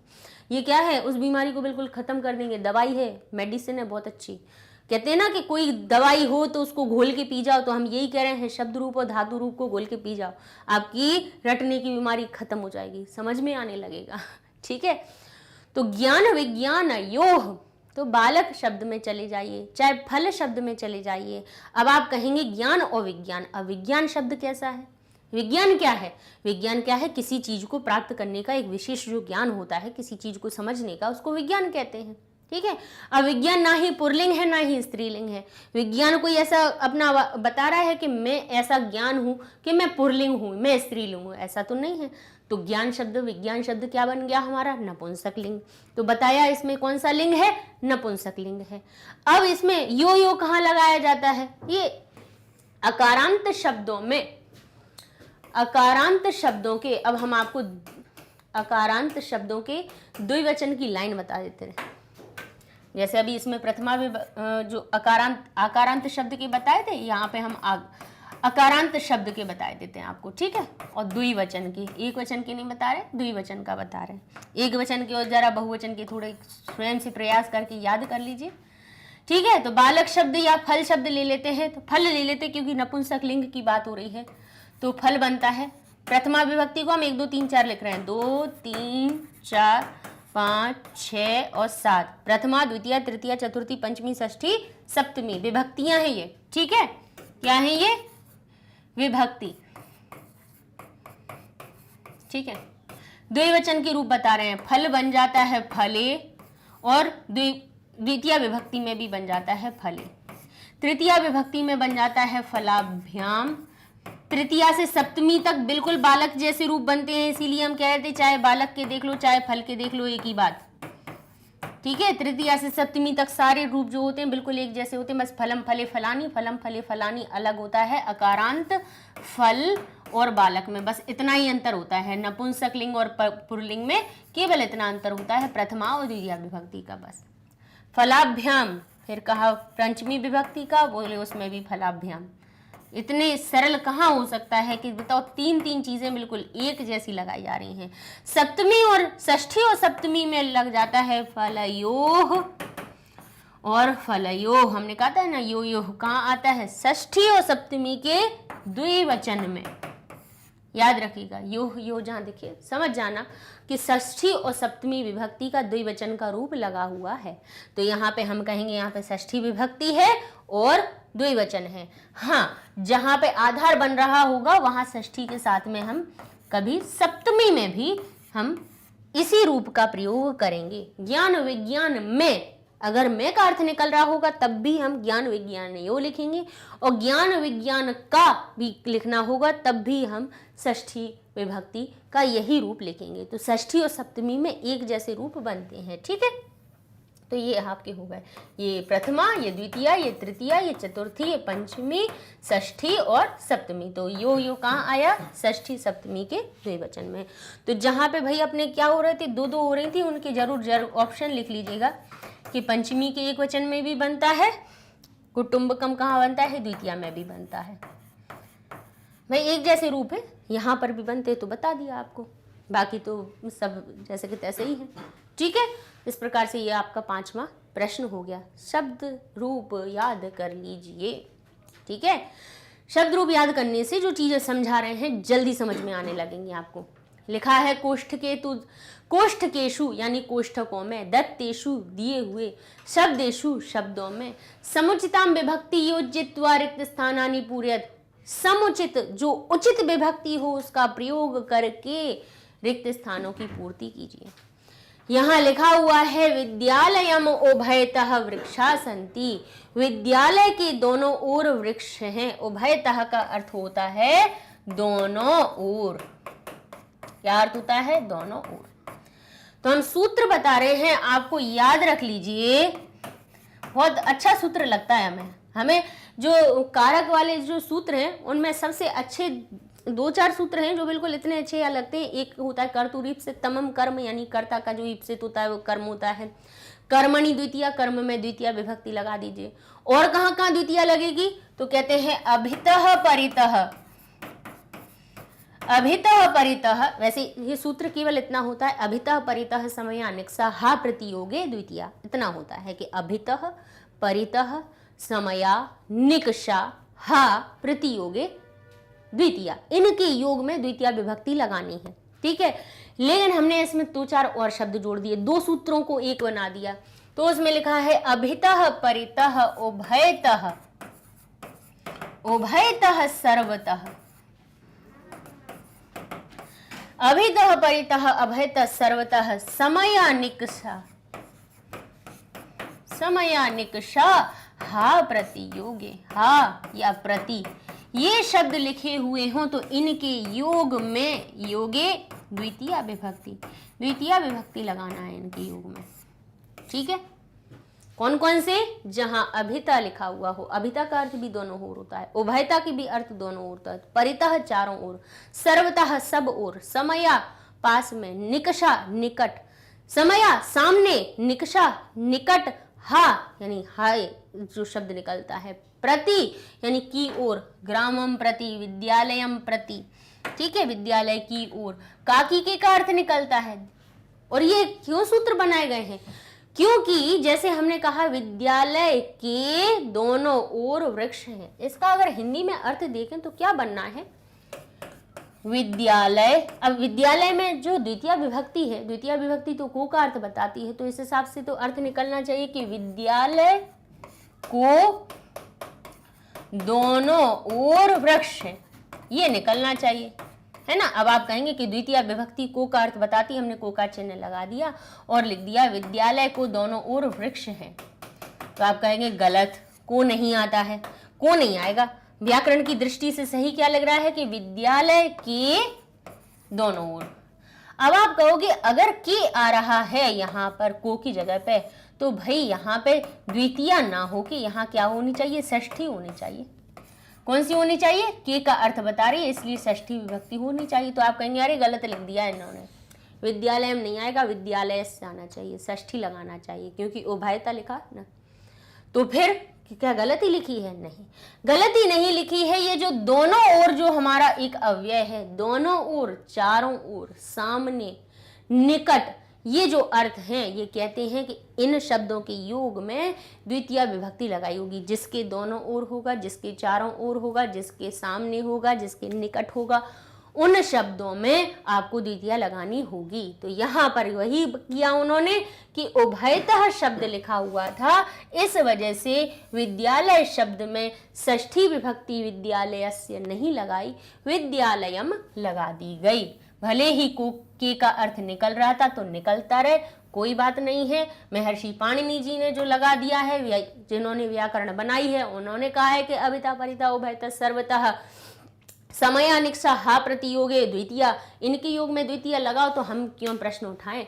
तो हम क्या कहेंगे? तो विद्यालय में लगी हमारी द्वितीय विभक्ति, क्योंकि आगे उभयता लिखा था। तो ऐसे ही कृष्ण में भी उभयता लग जाने पर कृष्ण हमारा कृष्णस्य नहीं कहेंगे, कृष्ण के दोनों ओर क्या कहते हैं? गोपालिकाएं हैं, तो हम कहेंगे नहीं। बोले काकी के का अर्थ निकल रहा है, निकलने दीजिए। सूत्र कह रहा है कि द्वितीय लगाओ, तो कृष्ण में द्वितीय लगा दी, कृष्ण कृष्णम बन गया, कृष्ण से नहीं बना। ठीक है। दूसरा सूत्र देखिए, उभयता आ गया, अब ऐसे ही परितः आ गया। ग्रामम परितः गोचारण भूमि, गांव के चारों ओर गायों के चरने की भूमि है। तो भले ही गांव के चारों ओर, के शब्द निकल रहा था, षष्ठी नहीं लगाई, द्वितीय लगाई। क्यों? अभिता परिता ये सूत्र कहता है कि लगा दीजिए, गांव जिसके चारों ओर, जिसके दोनों ओर, उसमें द्वितीय ही आएगी। तो ऐसे ही हमारे किसके कहेंगे? मंदिर में भी मंदिर शब्द लिखना है, लेकिन मंदिर के बाद में परितः लिखा है, तो मंदिर में परितः के योग में द्वितीय विभक्ति आएगी, तो कहेंगे मंदिरम परितः भक्त, मंदिर के चारों ओर भक्त है। के का अर्थ निकल रहा है, षष्ठी नहीं लगाएंगे, द्वितीय लगाएंगे। अब कहते हैं नमः, दूसरा सूत्र, ये भी हमें बहुत पसंद है। पसंद तो पूरी संस्कृत है, तभी तो पढ़ाने लगे संस्कृत। ठीक है, अब खुद भी पढ़ी और दूसरों को भी पढ़ा रहे हैं। अब यहाँ पे कौन सा नमः, एक हमारा सूत्र आता है। अब देखिए, ये लिखा है सूर्याय नमः। अर्थ वैसे क्या निकलता है? सूर्य को नमस्कार है, गुरु को नमस्कार है, शिक्षक को नमस्कार है। को का अर्थ निकल रहा है तो द्वितीय लगानी चाहिए। चतुर्थी क्यों लगाई? सूर्य में आय क्यों लगाया? बालक में आय कब लगता है? बालकाय, चतुर्थी विभक्ति में। तो सूर्याय चतुर्थी विभक्ति क्यों लगाई? को का अर्थ निकल रहा था, सूर्य को नमस्कार है, तो सूर्याय क्यों कहते हैं? जब हम कहते हैं गणेश को नमस्कार है, तो उसके लिए गणेशम नमः कहना चाहिए। गणेशाय नमः क्यों कहते हैं? गणेश शब्द में द्वितीय विभक्ति न लगा के उसमें चतुर्थी क्यों लगाते हैं? कहते हैं विष्णुवे नमः, क्यों विष्णु शब्द में हम चतुर्थी विभक्ति लगाते हैं? शिवाय नमः, शिव में आय चतुर्थी विभक्ति लगा देते हैं, क्यों? जबकि हम अगर उसको हिंदी में बोले तो हम कहते हैं भगवान शिव को नमस्कार है, तो को बोलेंगे। गणेश जी को नमस्कार है तो को बोलेंगे। को होने पर भी द्वितीय नहीं लग रही, चतुर्थी लग रही है। क्यों? क्योंकि सूत्र कहता है नमः स्वस्ति स्वधा अलम, नमः स्वस्ति स्वधा अलम वषट योगे चतुर्थी, कि इन शब्दों के योग में आपको चतुर्थी विभक्ति लगानी है। बस, तो जहां नमः दिख जाए उसके पहले जिसको नमस्कार किया जा रहा हो उसमें चतुर्थी लगा देना। तो सूर्य में लग गई सूर्याय, तो गुरु में लग गई गुरुवे। अब आप कहेंगे सूर्य सूर्याय बन गया तो गुरु गुरायाय क्यों नहीं बना? तो भाई सूर्य अकारांत है तो बालक जैसे बने, गुरु उकारांत है तो भानु जैसे रूप बने। तो ये भाई ये सूत्रों के हिसाब की सब बातें हैं। ऐसा नहीं है कि कुछ भी कहीं पे भी आ जाए, सूत्रों से चलती है बात। ठीक है। अब यहाँ लिखा है वृक्षस्य उपरि खगाः, वृक्ष के ऊपर खग हैं, ऊपर। अब ऊपर नीचे अधः, यानी उपरि अधः, ये ऊपर और नीचे के जहाँ शब्द हो वहाँ षष्ठी लगती है। कौन सी लगती है? षष्ठी लगती है। तो भाई यहाँ पर क्या हुआ? जैसे कहें मंच के ऊपर अभिनेता है ना, विद्यालय के ऊपर झंडा लगा है, तो जहां ऊपर शब्द बताएं। कहीं विद्यालय के नीचे क्या है? तलघर है। ठीक है। अब कह सकते हो वृक्ष के नीचे तालाब है, तो ऊपर नीचे ये शब्द आ जाएं, तो जिसके ऊपर बताया जा रहा हो उसमें षष्ठी विभक्ति लगाना है। तो क्या कहा, वृक्ष के ऊपर, तो वृक्ष में षष्ठी विभक्ति लग गई तो वृक्षस्य। ऐसे ही कहेंगे ऊपरी सैनिकः, ऊपर सैनिक है किसके, अश्व के, तो अश्व में के का अर्थ निकल रहा है और ऊपरी शब्द लगा हुआ है तो कह रहा है अश्व में षष्ठी विभक्ति लगा दीजिए। तो लग गई तो अश्व बन गया अश्वस्य। ठीक है, तो यहां पर षष्ठी विभक्ति आई, यहां पर नहीं आई। विद्यालय के चारों ओर उभयता परेतः ने आने नहीं दिया षष्ठी विभक्ति को, ऊपर ही ने आने दिया, बोले यहाँ पे के आ रहा है और षष्ठी भी आएगी, बस साधारण सी बात है। सप्तमी विभक्ति, अब वही चीजें आ रही हैं जो अभी हमने सूत्र में बताई हैं। नमः, नमः आ गया, कौन सी विभक्ति आएगी, द्वितीय आएगी या चतुर्थी आएगी, हरि आएगी या हरये आएगी, बोले चतुर्थी विभक्ति का हरि का हरये आएगा। ठीक है, अब कहेंगे परितः शब्द लगा हुआ है तो क्या आएगा, ग्रामस्य आएगा या ग्रामम, षष्ठी आएगी या द्वितीय, तो बोले अभिता परितः में आती है द्वितीय तो ग्रामम आ जाएगी। नमः शब्द लगा हुआ है तो कौन सी आ रही है, नमः स्वस्ति स्वधालम वषट योगे, हमारी कौन सी होती है, चतुर्थी विभक्ति। तो अम्बा याह आएगा, यानी अम्बा काकी के का आएगा या अम्बा यही, चतुर्थी विभक्ति। षष्ठी या चतुर्थी कौन सी आएगी, चतुर्थी विभक्ति। ऊपरी लिखा हुआ है, ऊपरी के लिए कौन सी आती है, षष्ठी या द्वितीय, तो कहेंगे षष्ठी आती है।